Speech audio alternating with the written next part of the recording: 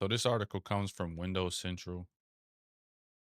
Project Helix is what we're talking about. This is Jez Gordon. He's one of the main writers over there at Windows Central. Xbox Helix and Steam and why it no longer makes sense.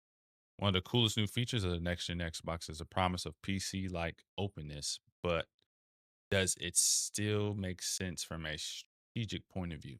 Does it still fit Xbox wider plan under Asha? Let's discuss. One thing I've been thinking about a fair bit recently is Microsoft's original pitch for Xbox Helix. Former CEO Phil Spencer was teasing for years before Project Helix was revealed that it would run PC games. Talked about platforms like Epic Games Store on Xbox Helix, for example, opening up the platform to new business models and aligning more closely with a traditional PC gaming, albeit designed for a living room. PC is meta, but whatever. Keep reading. I'm so tired of people trying to get PC performance out of a console. Console's a console, and a PC is just that. PC stands for personal computer. If you like to play games on your personal computer, download the apps. In 2026, we're in a different universe, though. The memory crisis has made consumer tech less affordable than ever. The console market has traditionally been the affordable, simple alternative to PC gaming. Several price increases later, it's increasingly looked less like affordable options and more like nerfed versions of PC gaming. That is really true. I don't know why consoles cost over $500 with this whole RAM crisis. Makes no sense. If you want a PC, you'll pay PC prices, but a console shouldn't cost PC prices. As an open device, Xbox Helix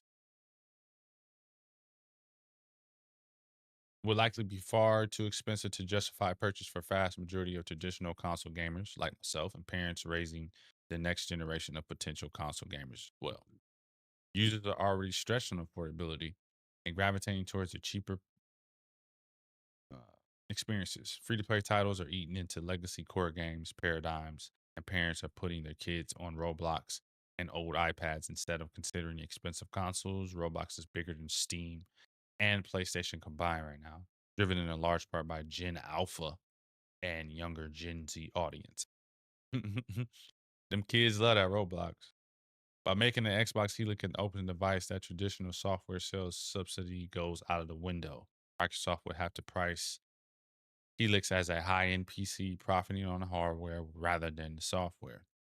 If it couldn't guarantee users will remain in its ecosystem, this is the reason why the Steam machine ended up being so expensive. If you can install Windows on it and ignore Steam, why would Valve sell the hardware at a loss? It simply isn't valuable. All right. So if Xbox Helix is to come in a reasonable console like price point, doesn't that mean it has to be a closed box subsidized by software sales rather than hardware profitability? These are questions Xbox CEO Asher Sharma and Xbox CSO Matthew Ball are likely grappling with right now.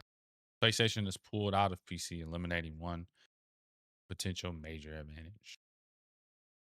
Under former CEO Phil Spencer, Xbox began putting their games on rival platforms, including PlayStation. This did a huge amount of brand damage. That's why I left, leading customers currently and potentially to think that Xbox was preparing to exit the ecosystem altogether. That's what I thought, so I left.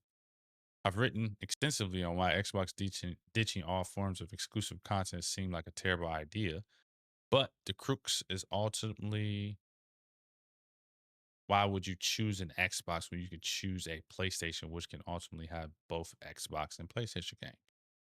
That was my thought process, but not really. They basically said everything's an Xbox, so I left. I mean, technically, yeah, a PlayStation will be an Xbox, but it wasn't about the games for me.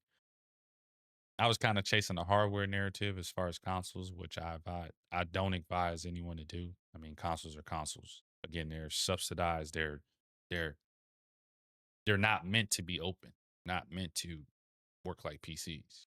You get what you pay for. And with me being in my 30s, no, I'm not switching over to PC gaming to have that openness to worry about graphics cards, shaders, blah, blah, blah, blah, blah. I leave that to you guys. New CEO Asher Sharma is pulling Xbox games off PlayStation in the future. They'll bring Xbox in line with the major industry players again, but where does that leave Xbox Helix? PlayStation announced internally. See, make sure y'all tracking with me. PlayStation announced internally a short while ago that it was planning to drop Steam and PC ports for single player titles entirely. It experimented putting some PlayStation classics like God of War and The Last of Us on PC, but Sony clearly feels, rightly in my view, that they were simply training users to ignore PS5 and maybe consoles in general. Exactly. If you want a console, pay for a console and be grateful for what the console offers. If you want the openness of different storefronts and tweak settings a little bit more than the console games, going over to PC. Nothing wrong. Nowadays in 2026, you can do a lot more than what you used to, and you could easily Google it. I Googled and built my own computer. It's not really that hard, but it's not what I'm looking for as far as my gaming experience. Obviously, in a world where Xbox wasn't going to have any form of console exclusive content, Xbox rocking up with Steam and Epic Game Store would incidentally impose the same limitations on PlayStation. Even if Sony wasn't going to offer Xbox users its games, at least you could open up Steam and play Sony's back catalog there instead. I doubt Sony coinciders Xbox Helix to be, oh, I said coinciders. Whoa. I doubt Sony considers Xbox Helix to be a big threat to PlayStation, but the idea of an Xbox branded device having carte blanche access to Xbox exclusive games probably felt at least a little uncomfortable for them. You buy a PlayStation to buy a PlayStation to play PlayStation games. You buy an Xbox to play Xbox games. Straightforward. Always has been that since consoles have really come into play with Xbox versus PlayStation since 2000, 2001, if you want to be exact. Now, PlayStation has pretty much officially jumped ship, and Xbox also doubling down on its own exclusives. It disrupts at least one long-term major selling point of Xbox Helix previously planned model. But the truth is, PlayStation games on PC have hardly moved the needle. PC has reams of Windows exclusive titles that hasn't entered to come to console, that haven't ever come to console, and in some cases likely will never. Factor in mods, big hit idle title, indie titles, and other PC franchises that aren't even on Steam like World of Warcraft, perhaps. Well, perhaps PlayStation ditching PC isn't even a big deal in the Helix market. The memory crisis breaks the economics. Open consoles will be priced like high-end PCs. We know RAM is a big thing. I don't want to go through this, but consoles have increased.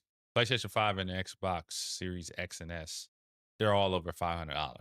Makes no sense. I think they're all around $600 to $900 for an Xbox Series X or S and a PlayStation 5 Pro and base PlayStation 5. Makes no sense.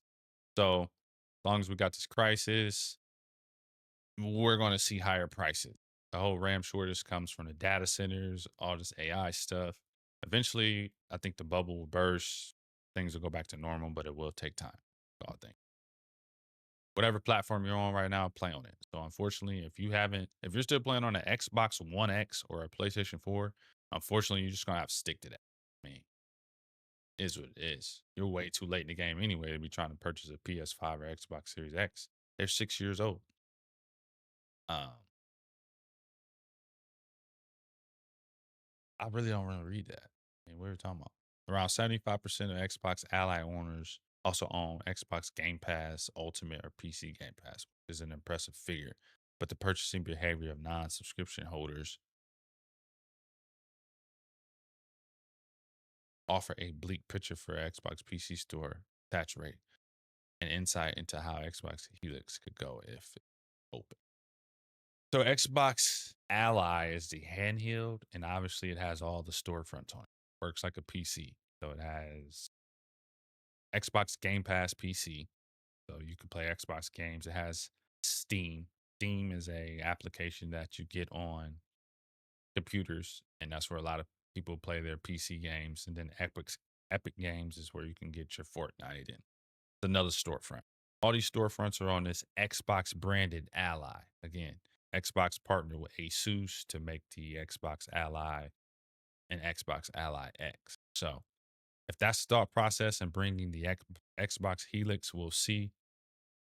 No one's playing Game Pass. It's a smart idea to rent your games, but who games that much? I mean, the more I think about it, I've never been an Xbox Game Pass subscriber. Only just like Xbox Live, the gold membership, $75 a year. I still have that active to this day. It's a new tier. It's the base tier of Xbox Game Pass. It's like Xbox Essential. It's $79 a year or $9.99 a month. You only get 20 or 25 games that you're allowed to rent, but I like to just buy my games outright digitally. So I buy Call of Duty, I buy Madden. I don't even buy 2K no more. But those were the traditional gamer only plays 3 games a year. So the whole renting your games kind of doesn't make sense unless you just have a lot of time in your hands to play a bunch of games.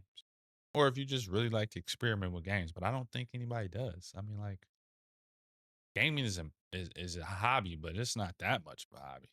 But think about the niche audience of people that do play every game, every individual game that's dropped. They want to try it out. Like, how many people really do that? Not enough to move the needle to drop a whole console based off of that reason. You know what I mean? He's touching on a lot of good points. I don't feel like going through all this. I'm going to drop the link to this in the description below. But an open concept on an Xbox branded device like the Xbox Ally could work or it couldn't work. We'll see. The biggest thing is price per performance. If the thing's priced like a PC, which it probably will, they're probably saying it on in this, it'll be over $1,000. It's gonna be the Steam machine dropped at $1,000 without a controller. So if this thing drops with a controller, with a terabyte of storage for $13.99, $12.99 at the minimum, you've lost guys. People will stay on their Xbox Series X or S, and if they really are invested in the PC gaming, just go buy a PC. I don't think you're gonna buy an Xbox Helix. Plus, it'll probably be buggy and not gonna run like a computer. So I don't know. If you ever got any uh